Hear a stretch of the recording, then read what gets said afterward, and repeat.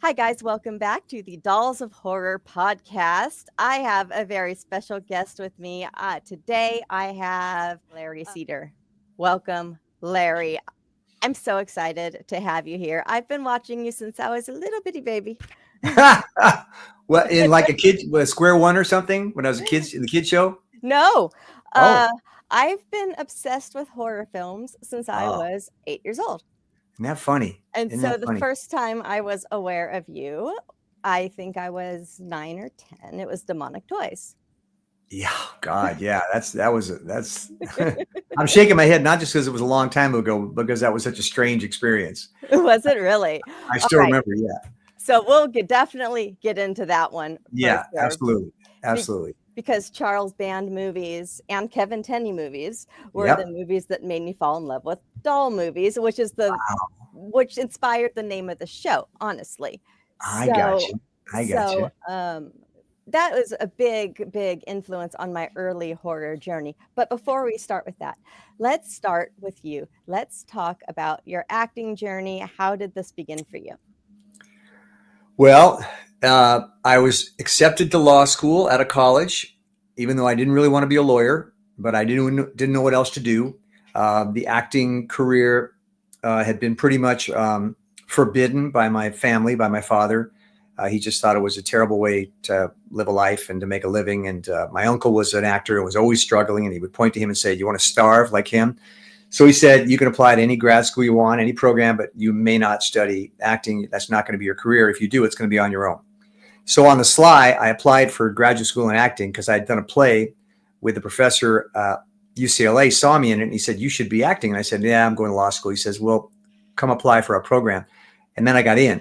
And the minute I got in, thanks to this guy, Gary Gardner, he turned my life around. The minute I got in, like a light bulb went off in my head, and I said, "That's what I'm supposed to be doing. That's what I'm supposed to be doing," because I'd done enough theater to know that I loved it, but I wasn't giving myself permission. But once I had kind of a route, which was grad school, I Mhm. said, "I'm doing it." And I went and I told my dad, and he was upset, but he said, "It's your choice. You know, you're going to pay it for it yourself." And I said, "That's fine.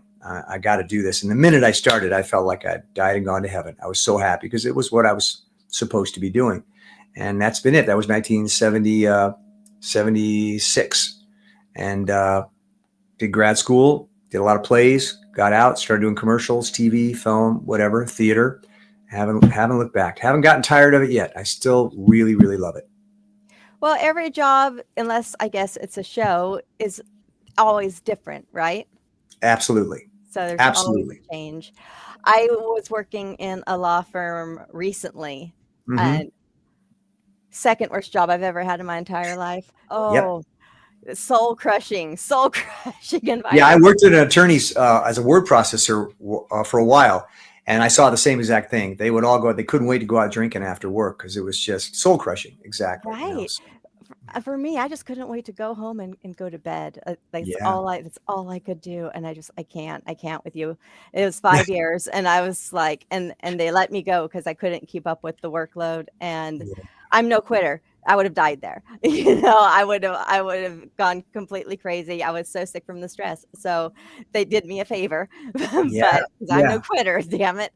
No, but if it's right, it's right, and if it's wrong, it's wrong. And there are some people for whom being an attorney is a dream come true. God Right. bless them. I mean, it's like it's just a matter of if you're lucky enough to get to do what you love, it's such a joy. If you're unfortunate to have to do something that's really hard that you don't love, it's very painful. A You know. lot of the attorneys I talked to, especially the younger ones, they said to me, they said, I really wish I chose a job over a career.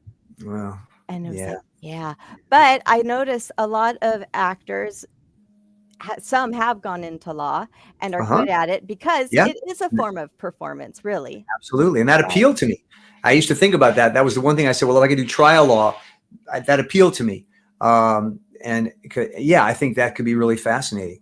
You know, but look, the price we pay for getting to do what we love is the uncertainty of this career. That's the trade-off. You know, you understand as well as I do. There's just no guarantees. There's no set path. You make it up as you go, and it's a high risk profession. But the joy of getting to do it when you get to do it makes up for it by far. So, we started talking about this earlier. Let's talk demonic toys. Let's jump right into the horror stuff because your resume is a mile long. But let's start talking the spooky shit. Well, I do love horror films, and I do love doing them. I won't say I have an affinity for it any more than any other kind of jobs I have. I do a variety of different kinds of work, but there's something really fun about that stuff. Uh, a lot of it I've done has been low budget, which is a different experience than a high budget horror film in various ways. But I still have a good time. If you get into the spirit of the project, it can be really fun. Now, the interesting thing about Charles Band projects, I always say, if it was in focus, that take is good. They're not going. There's never going to be a second take, and they rip through those things. I don't know how many pages a day they do, but they just rip through that stuff. Now, and that can be frustrating. But it's also kind of liberating because we're just going to go, go, go, go, go, and I don't think much about script quality, or I'm not one of those people that shows up and goes, I'd like to change this scene, or I show up and I look around the other actors, I say, let's have some fun. Let's just make some magic. And you can do that at all levels. It can be down and dirty, or it can be high end. I find people will say, which do you prefer here or there? Well, I like good material, but I'm also fine with doing stuff that's just like, let's just get this done somehow. We got no money. Let's just get this done. The only thing I don't like is when the people I'm working with are just not good people, and that's pretty rare. Pretty much everyone who works in this business feels pretty lucky to be working in this business. Absolutely. So, yeah. So tell me about. You said that was an interesting shoot. What do you mean? Well, Demonic Toys in particular, I think I ran a hot fast food restaurant or something. Yeah. And I was always getting down on the lead guy because he wasn't serving the fries fast enough or something. I can't remember. I made a meme of it once of your lines. Actually, two. And one was I'll have to find it for you. I posted it like 6 I think I saw it. I tagged you, and one of it was like, I don't like your attitude, and he's like, that makes two of us, or something. Yeah. I tagged you in that 6 years ago. I remember. Thank you for doing that. I do remember that. I just remember the grease in this place was just, no one ever cleaned this fast food restaurant. It was, I don't know how it got past the health inspectors. So I remember the smell. I remember the grease. But then I remember thinking, as an actor, well, this kind of feeds my character. I'm feeling into this. The most, to me, frustrating sets are when where they're sanitized and everything's too clean and everything's this, and it's hard to get into the scene, the location. Whereas something like this, you step in and you feel like the manager of a crappy fast food restaurant. Right. And the young actor, I can't remember his name offhand, was wonderful. Yeah, we had a great time just playing off each other. And I remember the director was, as usual on these things, in a big hurry to get the shots. We had no time, no money. Yeah. And I don't have bad memories of it. I think I had some fun. And then the other one I did, which was Ginger Dead Man. Yeah. Same thing. I was just like, you get down there and you go, is there really making a movie? What's going on? And, it's like, and you shoot, and they had like one of those umbrella lights, and they didn't have lights. They just hold the light up. So there was just enough light on you so they could shoot. Yeah. And then you did one take and you were done, you moved on. And it wasn't bad. I kind of had a good time, because it's like guerrilla filmmaking, Well, the 80s and the 90s for Full Moon and the Charles Band movies were really, and early 2000s too, were really, really special, really specific. Yeah. Really good, honestly. For low budget movies, they were good and fun and entertaining and had good practical effects most of the time. And now, obviously he's still pumping them out like crazy, but they're just so polished and clean and digital, and it's not the same anymore. It's just there's something about practical effects, like when you have the Ginger Dead Man and it's some like cheap old puppet some guy's operating. It's just kind of cool. Have you ever looked at his IMDb? You have that, obviously, because you said hundreds. Seen how many movies he has credits? Is it 1,000 yet? It's over 1,000. Charlie Band? Yeah. Oh, I mean, I'm not sure. Yeah, but I mean, it's something like that. But he told me what they would do is, I'm going to look it up. What he would do is they'd make a poster for the movie. They'd come up with a concept, and they'd make a poster, and then they'd ship it over to Asia or whatever. And they'd say, here's the film we want to make. And they'd say, okay, we'll give you what? $100,000, $200,000, something like that. He would make the poster first and then say, now we'll go write the script and make the movie. And here he goes. Let me see. I'll tell you right now. That was like a storyboard. Yeah. And so it was, okay. So he's got 10 projects in development. Yeah. 2 films in production. Past film and video, 462 titles. 462. I mean, I think he would make like 3 or 4 a year. So it was Yeah. crazy, crazy. Yeah. Yeah. Yeah. And I'm going to be seeing him next week actually at a convention. Oh, great. Yeah. Well, But tell him hi. I will, you know. Again, I love my doll movies. One of the things I collect is doll replicas, and my Puppet Okay. Master series is pretty much complete. Oh, yeah, And yeah. Well, I did bring out my baby Oopsie for the occasion. oh, there you go. I I love it. What do you think of this new this Megan stuff? Are you enjoying those? I enjoy it. Well, I'm also a dancer, so the fact they cast for the body of Megan a real little talented little dancer with how she Oh, moves, you can't fake that. wow.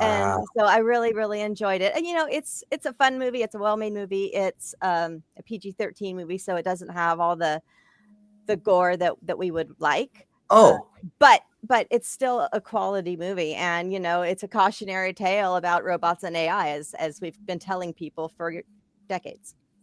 now that reminded me of something. Oh yeah, there was that other film recently came out about there's a little girl who lives in a house and they try to kidnap her and it turns out she's a vampire. And something with an A, not Annabelle.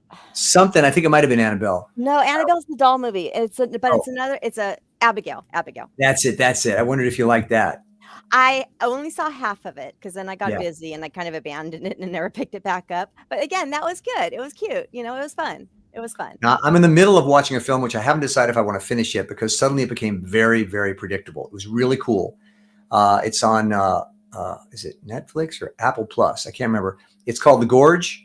Have you heard of The Gorge? Mm-mm. Uh, I'll give you the story. There's a gorge somewhere in the world, and they never tell these guys who work there where it's at. But once a year, they send a replacement to replace the guy. There's 2 towers on each side of the gorge. One's run by the Soviets or the Russian. The others are run by the West. And their job is to keep whatever's down in the gorge from coming up and getting out. And there's a story goes, they sent like 2,400 soldiers down there back during World War I to kill these things, and then none of them came back alive. So there's something down there. Yeah. And their job is to keep them. If they start to come up, I think you'd like it. But it just it started out real interesting, and then it got super conventional.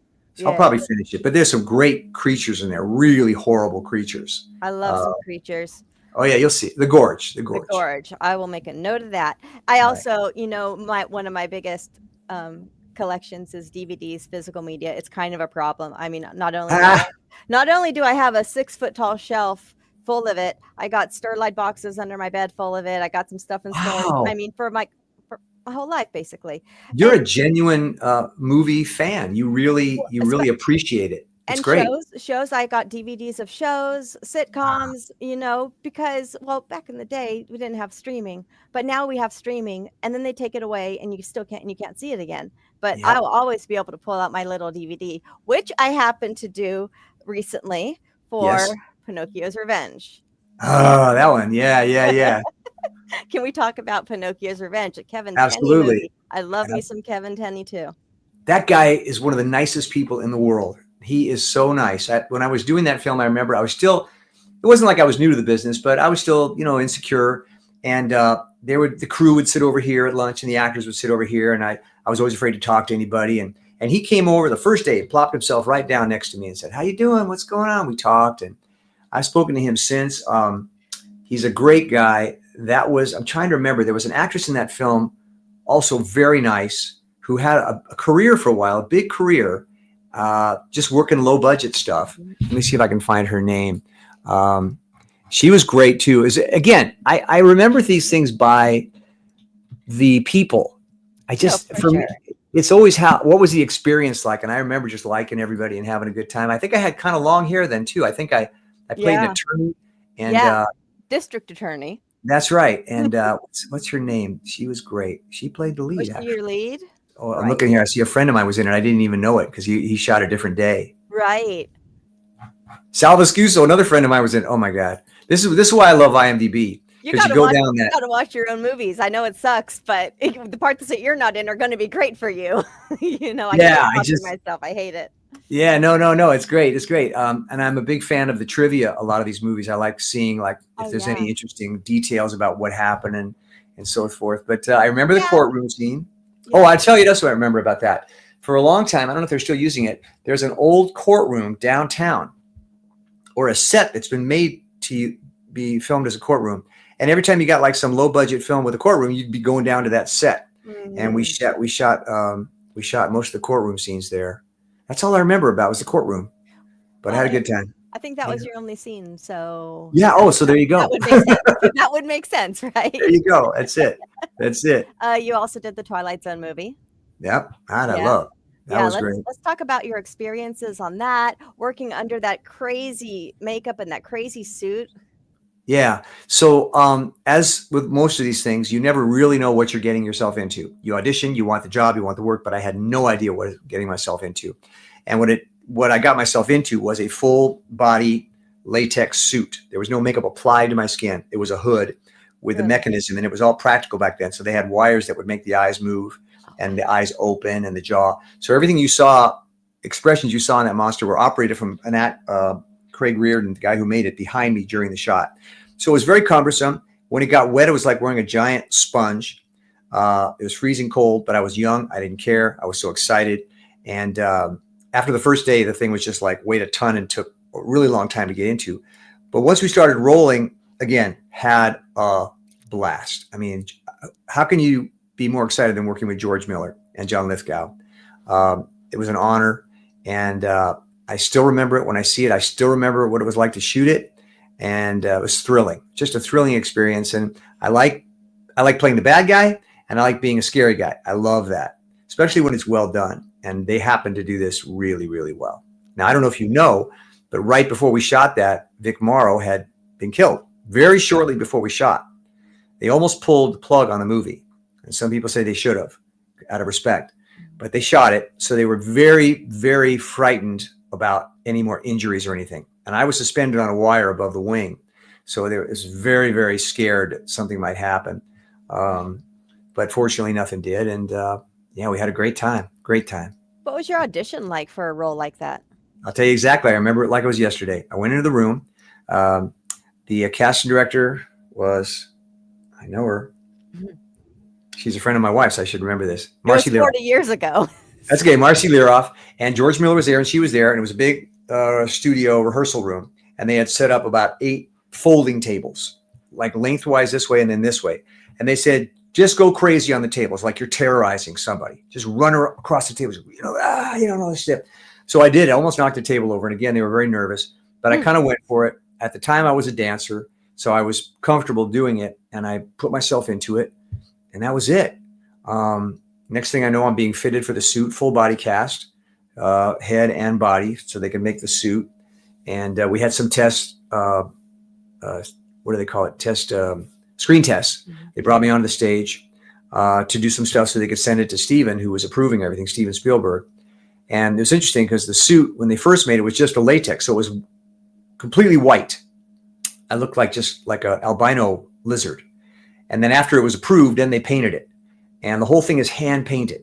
That's why I say practical effects are so impressive. Like The Thing, the one they did with Russell up in that was all practical effects. Mhm. And you look at it, how do they do that?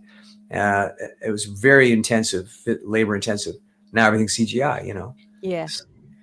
There's a lot of stories from it, but that's just some of it, We keep talking about practical effects because that is the real magic of a horror film or a film in general. And I was hosting an interview at a convention a few months ago with some of the Hellraiser cast. Oh, And I mean, yeah. I've hosted so many interviews with them, but this one was with the guy that played Skinless Frank. Have you seen Hellraiser? Isn't Hellraiser with all the needles? Is Yeah. that guy? Yeah, I remember that. I don't think I've ever seen the whole film. So Yeah, no. so there was you got to. It's so Yeah. delicious. Yeah. There was a guy that he's skinless and he's all gooey and shit, right? And Oh, then there was like the human version of him, the handsome human version of him, right? And the Yeah. human version, he was talking about why we love practical effects, and he read a study, like the scientific study on our brains know that we're being tricked Yep. with CGI. Yep. And while we're watching Jaws and that shark is schlocky and looks clearly fake, we're completely into it. Yep. Now I because just our brains know saw. we're being tricked. Yeah, exactly. I just saw. You're gonna think this is terrible, but I walked out of Superman. I hadn't seen a superhero flick in a long time, Uh-huh. but I went to see it because I heard it was good and I was excited. And I walked out because I found there was so much CGI and it was Yes. incredible. And I was so bored. I was just so bored. None of it was affecting me at all. And I was there with my wife and I looked at her. I said, "Do you like this?" She goes, I'm bored as hell. I go, "Me too." I said, "Should we leave?" She goes, "Yeah, we'd already given it 45 minutes." Yeah. That wasn't the only problem with it. I thought his character was not like the Superman I wanted to see. But yeah, CGI. I mean, I don't know how they do it. It's astounding, but it leaves me cold. And it also doesn't age well. Right? I mean, we covered a movie, another part of the podcast says pick a movie and review it, and we break it down by like favorite kill, epic line, yeah. We have a best hair moment too, and a fashion moment, but then we get into practical special effects and the cinematography, and we'll look at the person who does it, and we'll break down their credits and all that stuff. It's a whole deep Wow. dive. It's a 2-hour deep dive on a movie, right? Fantastic. Yeah. Yeah, and we did Hollow Man a few years ago. Okay. And that was up for Academy Award for effects. Yeah. And in 2022, we're like, this movie for effects, this one right here, Yeah. because it was all CGI. But Yeah. in the year 2000, I guess it was groundbreaking, but it doesn't Yep. age well at all, sir. Well, can you imagine what it's going to be in another 10 years? I mean, Oh, I can't even imagine.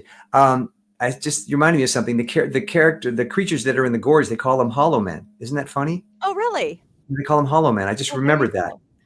Now, the other thing I wanted to mention is I've been friends with a couple of guys that did a lot of special effects work. One of them was Armin Shimmerman from Deep Space Nine, I think it was. And he would talk about being in that chair from 5 in the morning till 9 or 10 till he shot. He was Quark, I think Quark or something. And it was just like this psychologically to deal with that was just really something. And then you think about the guy that played Freddy Krueger, Yeah. what he went through. So, and the worst one I ever did was, it was a Keanu Reeves film. Constantine. Thank you. And it wasn't anything they applied. They put me literally in a neoprene wrap, like wearing a scuba suit over your face with a couple of holes, because what I served as my body served as the template against which they created a bunch of CGI. So when you see the film, it's like snakes and rats coming out of my face. I was just the template. That one I almost lost my mind. Really? I almost lost it because I was zipped in. And I remember I knew that if I had to get out quickly, I had to find someone to do it. I couldn't get out myself. And I felt a little scared. That's the first time I ever went like, I don't think I could do this anymore, So I salute all those guys that do that stuff. Oh, for sure. You mentioned that you were a dancer. What kind of dance was that? Because I'm a dancer. What kind of dance? Well, you are. So I always said, the division, when you go to an audition, this is the line for singers, this is the line for dancers, these are the line for dancers who sing, this is the line for actors. So I was the traditional actor who moves well. Okay. I did musical theater. I did a lot of dance in it, but I would never have called myself a dancer. Now, the show I'm doing now, it's going to be in Chicago. I do some dance, but it's pretty much free form, not choreography per se. And it's a lot of fun. But I pretty much sworn off dancing after a certain point because I don't know how it treated your body, but I'm dying. I'm 42 and my body is in constant pain. Right? Yeah. So at some point you say, I'm done. Yeah. And when I did this show, they said they took a survey of the cast because they wanted to know what everyone could do. And they said, scale of 1 to 10, tell us your dancing abilities. And I put 2 because I didn't want them to give me anything. And then eventually they started saying, but can you do this? Can you? And I went, all right. But this is going to be it. I ain't going to do it anymore. Do you dance still anymore? Do you still do anything? Or sometimes I'll go and I'll take a class, a ballet class or a tap class, just to. That's ballet. That'll kill you. That's hard. I miss it, but I don't. But I do. But I don't. And I do. It's a love-hate in my brain. Right? I get it. And I'm old and fat, and my no, you're not. And my ankles hurt, and my hips hurt, and my back hurts, and I'm a waitress by trade now. I work at you're on your feet. I work at 3 different restaurants, and so I'm on my feet all the time, and I'm carrying things, and so my body hurts too, and I'm just like, I'm tired. But then I feel like just go and do it. You're going to have fun once you get there. Just leave. Just once you leave and put your clothes on and do it, it's going to be fine. And it is. So yeah, I'll take a class every month or so if I can. But I mean, Yeah, I it's used to kind of dance a all the time, and now I can't. I can only crawl into bed. it's kind of a curse being a dancer because you hear the music and you want to move. You Yeah. just want to move. And then, like I'll come off stage sometimes and my wife will say, "What were you doing up there? Are you crazy?" And I go, I couldn't hold back. Once the music started, I just had to do my thing. I'm going to pay the price tonight. I know it. And it was only a week after we wrapped this last run at the Kirk Douglas. I said, oh, I've stopped hurting a little bit. And I realized it was, and I'll do the same in Chicago. But I don't worry about hurting, being in pain. I worry about injury Yeah. because I Yeah. don't care if I'm sore. That'll go away. But injury, knees, you Mhm. understand. I do. I Um, do. I was the opposite of you. I was a dancer who acted, right? okay. Okay. And a semi singer, not great, Right. but but I was always the strongest dancer in the musical Great. theater. Great. So I'm Great. great. Great. I'm great in the chorus. Like, put me in the back. I'm good.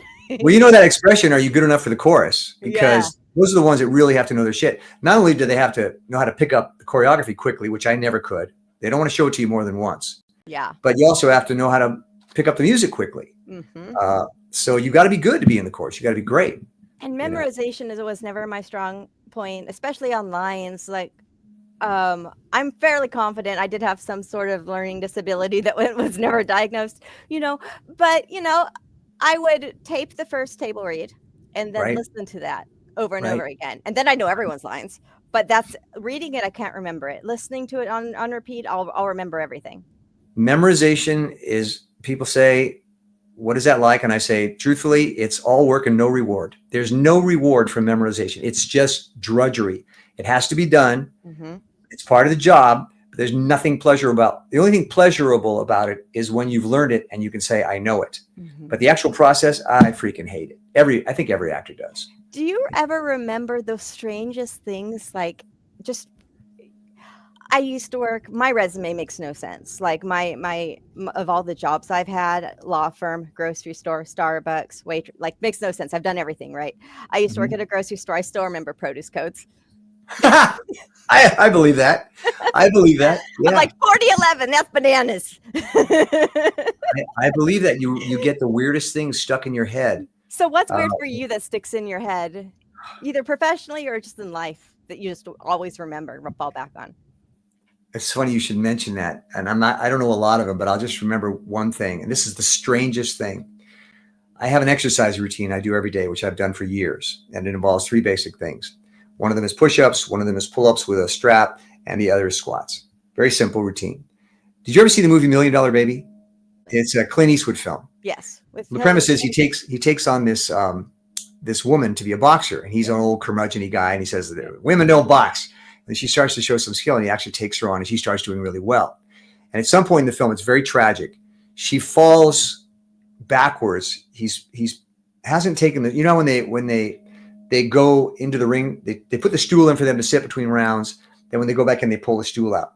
So she goes in for the next round, and he hasn't got the stool out fast enough, and she trips and falls back and hits her neck and is paralyzed. Okay, tragic story. And every time I'm doing my push-ups, I turn around to grab the straps, and the push-up handles are still there Mm-hmm. behind me, and I think Million Dollar Baby. Mm-hmm. I'm always scared I'm going to fall back and hit those damn things. This is weird. This is weird shit. Yeah. But I'm sure there's a bunch of other stuff. I'm obsessive in my thinking, and I'm sure there's lots of things I keep thinking about all the time. We're weird. Humans are weird. Right. So I was a personal assistant to this cranky old lawyer man once, long time ago. yeah, But I gotta, he had the best attitude sometimes. He was disabled, and he got disabled from a piece of gym equipment that broke and broke his back. And that's so it. he That's had it. a walker, and his hands didn't work, from the nerve damage. So he would auto dictate everything. And Wow. and Wow. he was like, I was supposed to be a quadriplegic, and I'm able to move a little bit. And it's like, and it's because of a piece of faulty gym equipment that broke and threw him back, and he broke his back. And That's the so thing, man. it's crazy. Any minute, any day, your life can change, you I know? know, Yeah, I know. every day. I mean, this is why, the old cliche, just enjoy your life, because, Absolutely. and be grateful because anytime, any minute. Now, I don't know if you're probably like me, when I get injured, and I did have an injury when we were doing the show in Philadelphia. I did something to my knee and I thought I'd torn something, but it Mhm, turned out not to be. But I was just depressed and freaked out for mhm, 4 weeks because I thought I can't be limited. I'm so scared of mhm. being limited because I want to do what I want to do. So for someone to adjust like that guy did, I can't imagine Right. how difficult that must be to accept your new reality. I Uh, know. I mean, and that so I always told him, yeah, he was a real big asshole, but I always was inspired and still am when I think about him, about, how he just yeah. drank. Well, I guess this is what it is now, Yes, you that's it. know? And what are you going to do? Give up? You move forward. I wanted to mention something to you, because I'm an aches and pains person, because I do exert myself physically, as you. Mhm. Over the years, I developed a technique which you may not be aware of. I have a Facebook page for it called Scanning, spelled SQA. I gotta tell you, yeah, Okay, because I wanted to talk to you about this because yeah, that helped some of us through the pandemic. really, Because well, yeah, wow, I would usually did it at around noon my time, no kidding, on live on Instagram, and I follow that wow. page still, even though it hasn't posted to for a long I time. post to Facebook now. I'm thinking of starting up the Instagram page Yeah, again, though.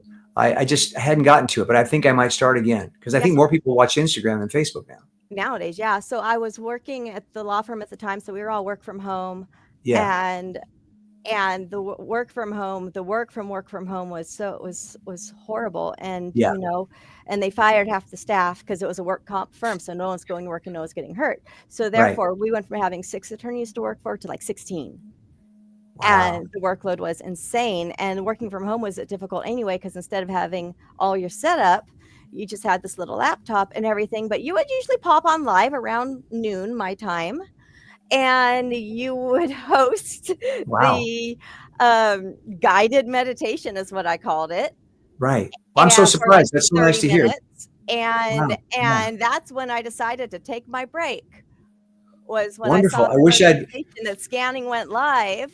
And by yeah. the way, that's spelled what? SQANN. SQANNING. Yeah. Yeah. I If thought people that would the biggest follow problem I that. have with it is I don't do a consistent time or day. I do it when I have a chance. So if I did, people would, like you did, know if I go at noon, Mhm. I'll be able to scan. So I was thinking of doing that.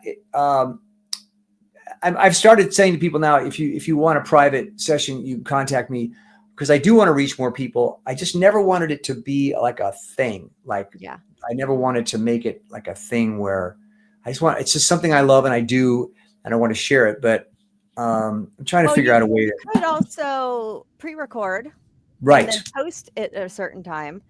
Um, but no, I would get the notification on my phone that Wow. scanning went live, No and kidding. and Wow. So and pleased. I'd already been working for like 4 hours at the time, so I'm like, "Okay, it's time to scan now." So Wow. I'm with so time pleased. time to scan with Larry, and then Ah, I had a couple of other, coworkers that were, also having a hard time with, just keeping up and worth the workload, and so then I would go and I'd tag them on the on the post as it was happening too. I'm so I'm like, pleased. "Do My this now, right Yeah. now." Well, And that's so, my yeah. greatest joy is if I can think that I helped somebody relax or ease their pain. Physical, it's good for physical pain and mental, and as I always say, physical, emotional, and mental relief. That makes me very happy. I have to do it. I live by it. If I didn't, I couldn't survive. It brings that balance which I talk about, and I'm very aware more and more as I get older how unique all of us are. So everyone's out there giving advice, but basically the only thing that really is going to work for anyone is if it comes from you. Mhm. So I share it in the hopes that it might inspire something, but I know everyone's different and it's not going to be for everybody. So But I believe in it. for the people that have no idea what the hell we're talking about right now, because you just kind of jumped in, Sure. tell the people what is scanning? Scanning for Okay. dummies. So it's a concept, and there's a million kinds of meditation out there, but this is different. It's a concept, and the simple concept is this: we live on a continuum of contraction and expansion. Everything in the world expands or contracts, and we tend to become overly contracted, which leads to pain, discomfort, confusion, tension, resistance.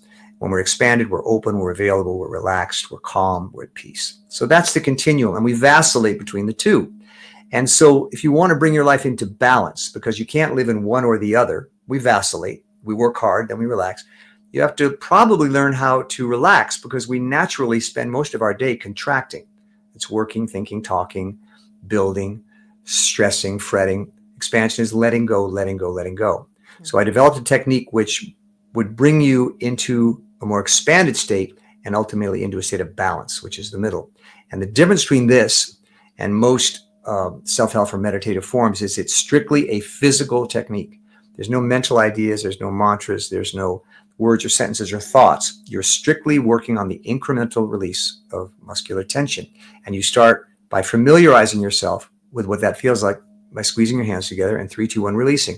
That was contraction, this is expansion. And you note, how did that feel? Then you start to induce that small incremental muscular release to different areas of your body. And very important, it is a cumulative thing.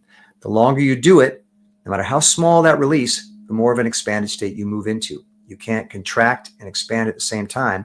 So if you begin to expand, expand, expand, expand, it brings you into a deeply relaxed state, both physically, emotionally, and mentally. When you have expanded successfully, you feel neutral. You feel nothing. You don't feel, your body feels neutral. Your mind is quiet. Your breathing is still and steady. You don't have any thoughts. You're just in a place of nothingness. And it's very calming. It's very physically relaxing. It heals your body. It allows your body to reset. If you have muscle aches or pains, a lot of pain comes from just holding. That's Yeah, a contraction. So when your mine body was is relaxed, my jaw and my mouth. I noticed, like, when I got yes, off of that law firm yes, job, I'm like, "Why does my face hurt?" And right. I was That's right. locked up at my desk like this all day long, just Right. Now, the problem, the big challenge in scanning, because I always say to people, you can learn it in 5 seconds, but it takes a lifetime to master, is we are habitually conditioned to go to a contracted place to solve our problems. Mhm. We think, we tense up. We've been conditioned to believe that's the way out of trouble. So you're literally, depending on how old you are or how contracted you are, you're reconditioning yourself to believe that when I'm worried, the better choice is to relax. It's very counterintuitive. We want to grab, hold, think, worry, tense up. But if you can begin to train yourself that whenever you start to have a concern or worry, instead of contracting, I'm going to expand through the incremental release of muscular tension, 3, 2, 1, release. And I'm going to spend 5, 10, 15 minutes doing that. You actually have a better chance of facing that challenge, and you will feel better. But it's a life. I've been doing this. I've been scanning for probably 10 years. And I'm still up against my own nature, my own contractive nature. It's a bit of a war, but I've gotten better at it. And now what I've learned is it really is the better choice than contracting. So Mhm. even if I feel like contracting, I go, but I know better. So I will spend some time. So you have to put in the time to get the results, but it's been very successful for me. And I'm very happy to hear that you benefited from it, and anyone else. Yeah, and it allows you, for me, it just find the stillness that we're also busy on the go, go, go, go, go Mm-hmm. to do, or do it before bed. Like, can't sleep in bed, I'm you so know? happy that it works for you. I really am, because I truly believe. And as I get older, you start to think about, what do I want to do with the rest of my life? And I go, well, I would love to explore this even more and share it even more, because I look at the world, and without being too broad about it, I say what you're looking at, the wars, the politics, is a highly contracted state in the world. Everyone's taken a position and is holding it. Mhm. And as you've seen in the sessions, when you have two contracted people come together, they conflict. When you expand, you can work together. So if there's anything I could contribute, I would like to encourage people to scan more. I think, I don't know what I can do, but that would be my contribution. So I'm really pleased to hear that you found it useful. Thank you. Yeah, well, thank you for providing that tool, when Absolutely. we're all, um, stuck at home. Now for me, stuck at home was fine. Like I'm tired. I don't like putting on clothes. Pants optional workday was like the best, right? Yep.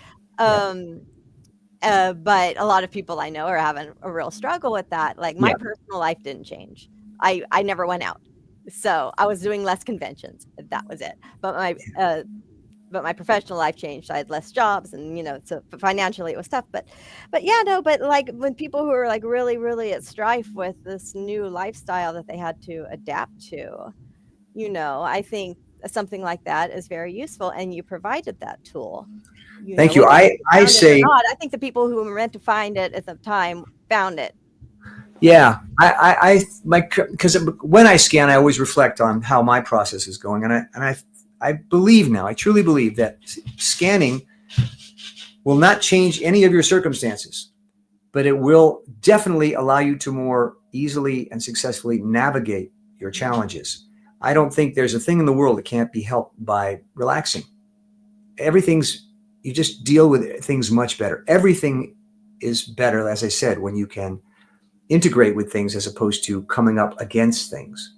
When you come into a situation that's difficult, if you can find a way to navigate it as opposed to hitting it, it will just go easier. So I'm very committed to this philosophy now. Like I always say, I'll never write a book about it. I thought about trademarking, and I thought I don't want to go down that road because it can be called anything. But if I'm hearing from people that it's working for them, it makes me very happy because I think it's a truth I've stumbled upon by accident that I think could help. So that's kind of where I'm at. So How did you come up with the name? scanning, well, Spelled with the SQ SQ. and no U. I mean, how did you Yeah, come up with this name? the concept is what you've tried the technique. You move through the body. You basically scan the body for pockets of muscular tension. You're like an explorer. And you said, there's a pocket of tension there. I'm going to let that go. There's a pocket of tension. So you're scanning your body looking for where can I release? Can I release in my neck? 1%? I just did it. 1%.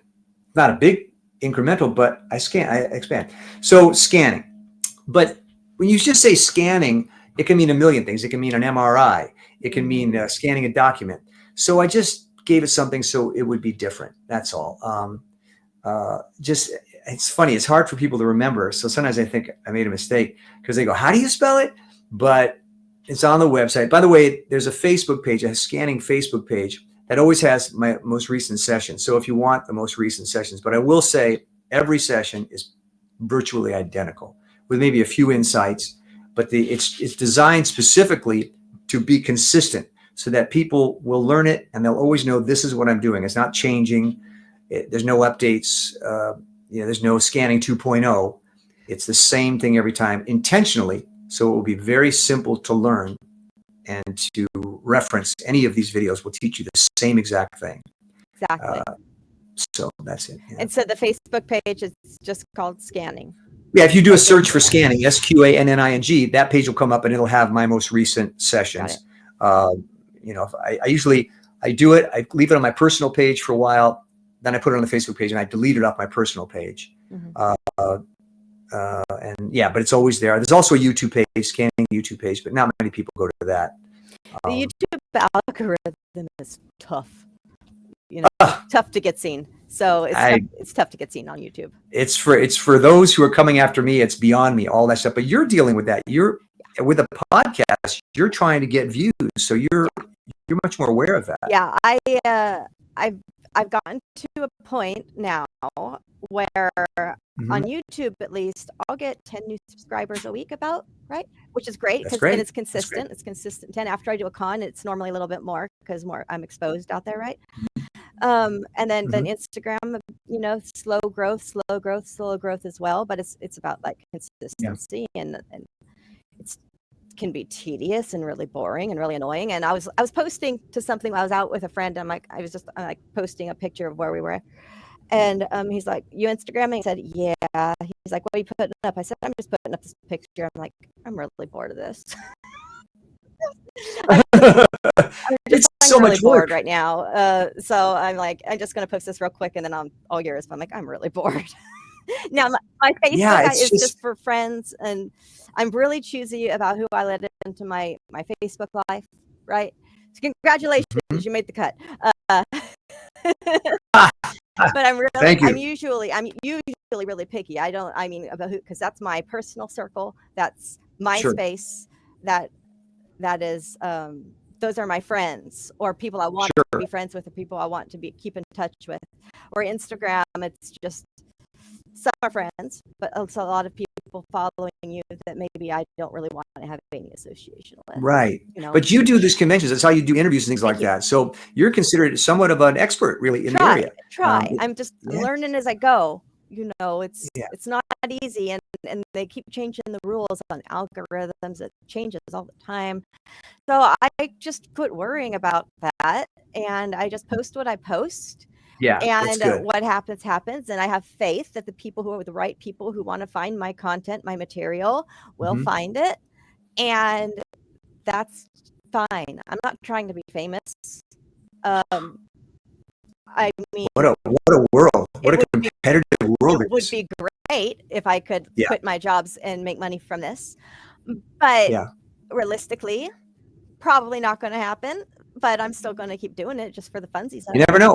You You never never know. know. I'm still going to do it just for the fun of it.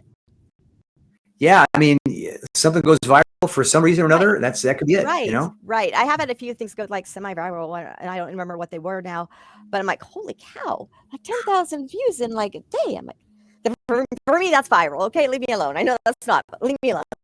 You Are know, you on? Are you on TikTok also?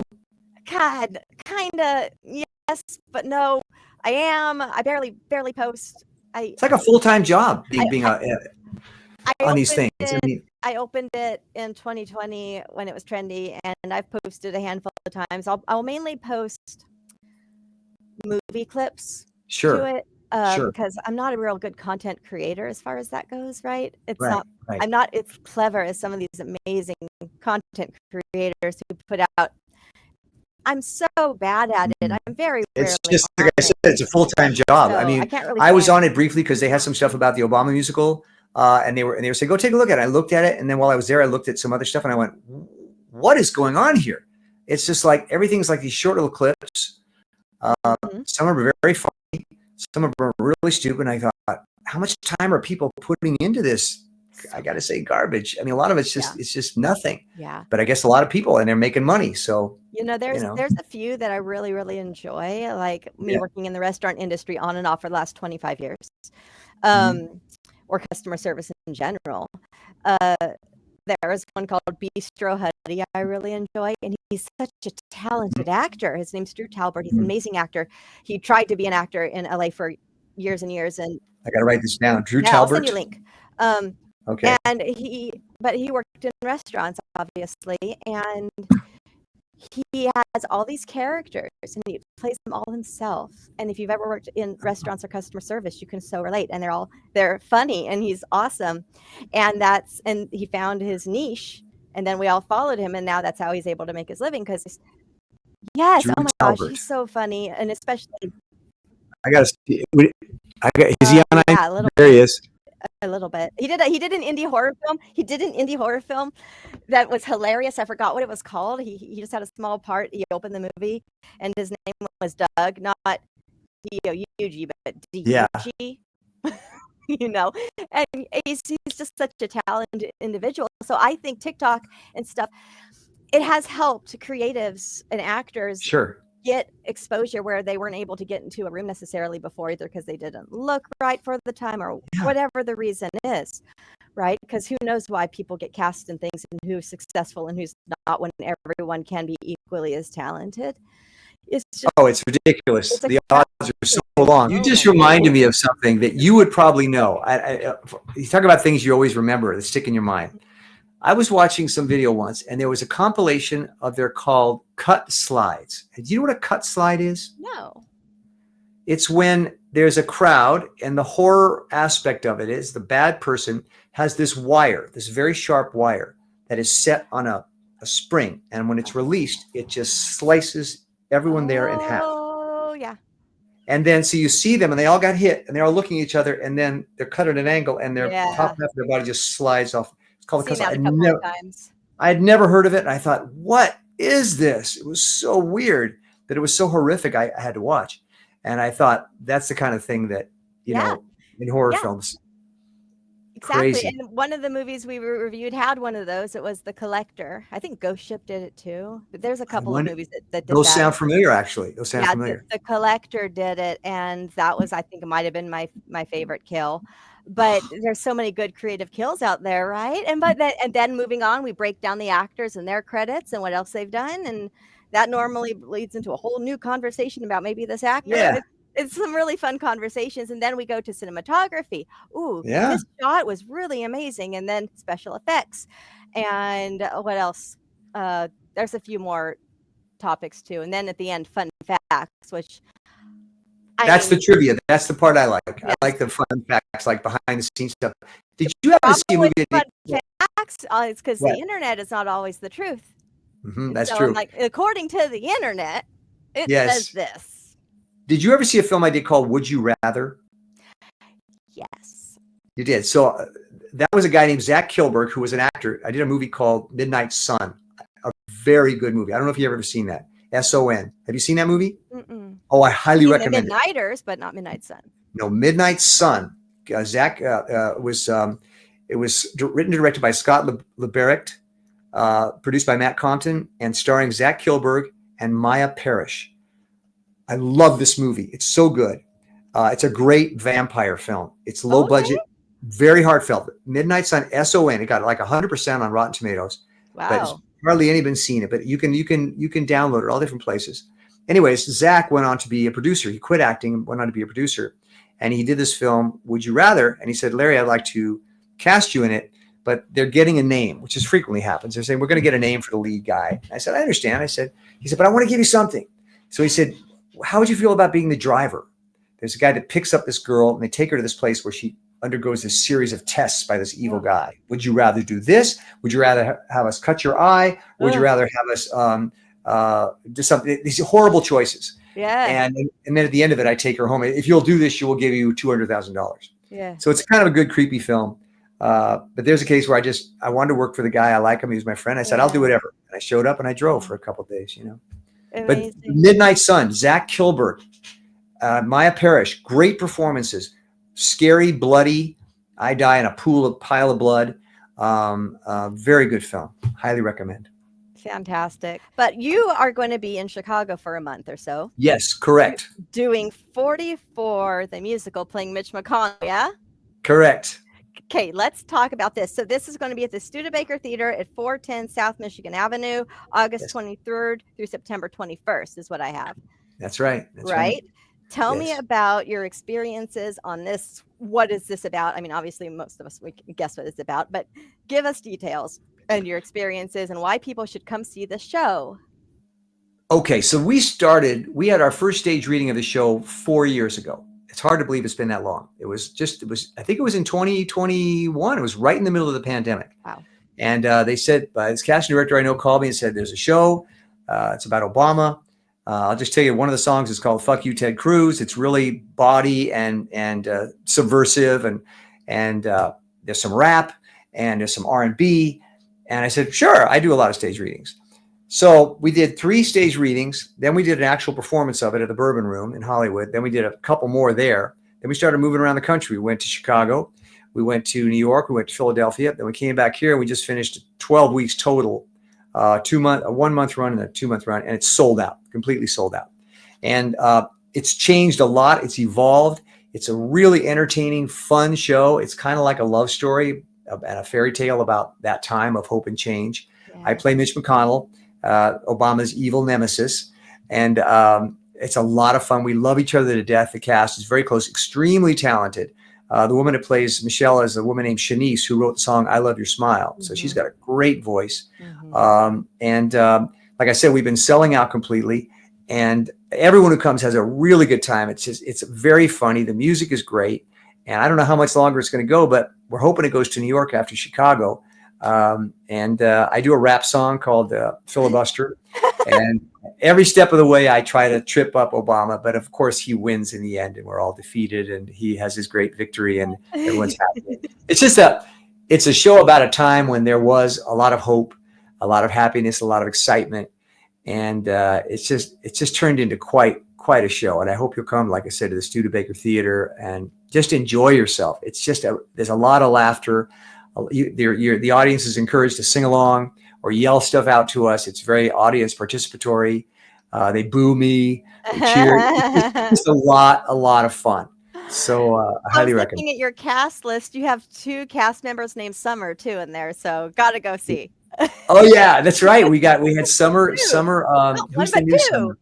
Summer Greer she plays the voice of America, incredible voice. And then the other Summer replaced someone else who plays Sarah Palin. She's fantastic. What else did I want to tell you about the show? Oh yeah, if you want to know more about the show, go to 44obamamusical.com. All one word, 44obamamusical.com. There's lots of clips from the show. You can listen to the entire sound score, all the songs you can listen to. You can see a lot of photos from the show and give you a sense of the feel for it. And then, of course, they're on Instagram, 44 Obama Musical, and I think they're on Facebook as well. So you can learn a lot about the show just online. Yeah. But coming and seeing it live is the best because, like I said, it's very interactive. We have a lot of fun with the audience, and it's just a great time. And we're really looking forward to coming back to Chicago because it's Obama's hometown, you know. Yeah. So. And it's starting to sell really well. I was looking at tickets a week ago, and I looked at tickets this morning, and there's so many seats sold already, and it's not even here yet. And it's so exciting. I can't wait. I'm so excited. I'm trying to figure out which day I'm going to go, because I'm going to request off. So normally when I go to see a show, I decide day of. Okay, I have the day off. I'm going to go see a show. But this one I got to plan ahead because they're selling. You got to. Well, what happened last time was it's typical. Up to about a week or two before the show, sales are good. Then we get a week in, 2 weeks in, and then boom, the rest of the show sells out because word of mouth. So yeah, get your tickets early. I don't know if you contact them, say your press. They might be to give you better seats or a better price or maybe even a comp. I don't know. I have no problem paying and supporting the artist and the shows. I don't mind. I do not. That's something I will spend my money on because especially a small little show that's not like a big Broadway tour, right? Because it's important, as you know. You gotta support the arts and the actors. I got no problem. Well, that's nice. That's wonderful, and we definitely appreciate it. You can imagine the first couple of years of the show they were in the red because they were putting a lot of money out, and not getting a lot of money back. Then we hit LA and it just went crazy. And so they're getting back to where, they're actually making some money. So I'm happy for them. Okay. So to wrap this up. Yes. Thank you for sharing all that, by the way. And I can't wait to see it and see you in person, perform in person. What?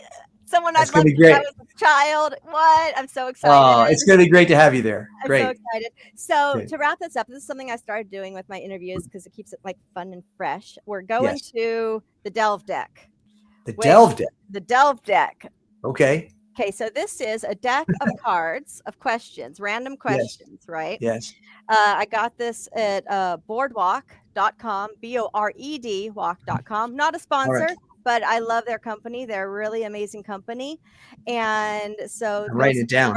Go to support small independent companies. Anyways, so this is the joy edition because you seem like a joyful person. There's a grievance edition too, or it's like you bent. You're like, I hate this about this, right? Yeah. So I got this. I'm going to shuffle the cards. I'm going to ask you a question. Whatever I draw. I'm ready. And I'm a big believer of whatever's supposed to happen is going to happen. So we're shuffling. It's like tarot cards. Yes, exactly. So our question is, what minor victory have you recently experienced? Minor victory. Oh, God. Personal minor victory have you recently experienced? I'm a big fan of victories. Something just happened. It's coming to me. Something just happened. Oh, shoot. Believe me, these days, everything's a struggle. So when you have a minor victory, you're happy. You're happy. Oh, gosh. At a personal level, on a career level. Whatever level you want. Waking up in the morning could be a victory for some people. Well, I will tell you, because we talked about scanning. And I think you can relate to this. There are times in the day when you go to very dark places and you just don't know how you're going to get out of it. And you don't even feel like you can put one foot in front of the other. There's just days like that or nights like that. And I have put a lot of energy into the scanning thing lately. I really believe in it. And sometimes I don't think it's going to work. And when I'm having a really bad night or time and I do it and I come out of it and I go like, all the darkness has gone away and the world looks clear, it's such a victory for me because I feel like if I can manage my own brain, then I always say that in the sessions, you don't have to be afraid because no matter how dark it gets, you have a way, you have a technique, you have a tool. So I think recently that happened to me. I think certain circumstances, certainly with the world or family, whatever happened, I thought I can't get out of this, and I'm completely convinced that if you can go to an expanded place, muscularly and mentally, all of that just floats away, and you're left in a moment of calm and clarity. And I think that happened to me this week, I'm sure, and I felt a victory. I felt it wasn't a minor victory, it was a major victory. Yeah. So it gives me hope for the future because you know the challenges you face and I face in the entertainment business, just trying to survive. There's times when you go, how am I going to do this? How am I going to survive this mentally? Because once your mind goes and you give up, you're done. You have to always come to every day with hope and looking for opportunities and believing in yourself. And if you get yourself back to that place where you feel hopeful again, that's a major victory. So I think it would have to be that. That's a great answer. See, the right question for the right person came out. All right. So boardwalk.com to get your own delve deck. They got I wrote it down. three different kinds. They Boardwalk.com. also got fun T-shirts. They've got journals. They got all sorts of stuff. But I love it's a very progressive, independent company that I believe in their values, so I support them any way I can. Fantastic. I want to mention one more thing. This is a big part of my life, which if people are interested, they might follow. I've done a series of one-man shows based on adaptations from literature of writers I like. And I've done Dostoevsky, Tolstoy, Orwell, and Kafka. And there are 5 or 6 pieces I've shot and filmed and put them on my website, larrycedar.com. If you're interested in that sort of thing, I'm very proud of it. And it's something I hope in the future I'll be able to do on a larger scale. But you talk about memorization. One of the shows is an hour and a half. One is an hour. Oh. It's been very gratifying. And if you're all interested in literature, the most popular one I've done is Notes from the Underground by Dostoevsky. It's had like 50,000 views. If you want to check that out, I recommend it. And I'd be happy to know people are looking at it. That's on YouTube. And that's all I want to say. Just, where can people find you? LarryCedar.com on Facebook, just Facebook/Larry Cedar. Instagram, Larry Cedar Actor. I don't do much on Twitter. Scanning. But you could start on Facebook or my website, larrycedar.com. That's it. And Larry Cedar is always working, so you're going to find him somewhere, either popping up on your screen or in your town in a show, apparently, right? I try. I want to survive. You're always out there, and like I said, your IMDb is like massive, insane, and that's a victory. Right. I always say, people say, how do you have so many credits? I go, well, I'm old, after so many years, You're old and fortunate enough to work. Yeah. I've been very lucky. Very lucky. Thank you. Thank you so much for your time, Larry. I really Some of this has been great. You're fantastic. Really appreciate all that you've given. You've given above and beyond today. And thank you. Thank you very much. I appreciate it. My pleasure. Thank you for having me. I appreciate it. All right. See you next time, folks. Bye. Bye.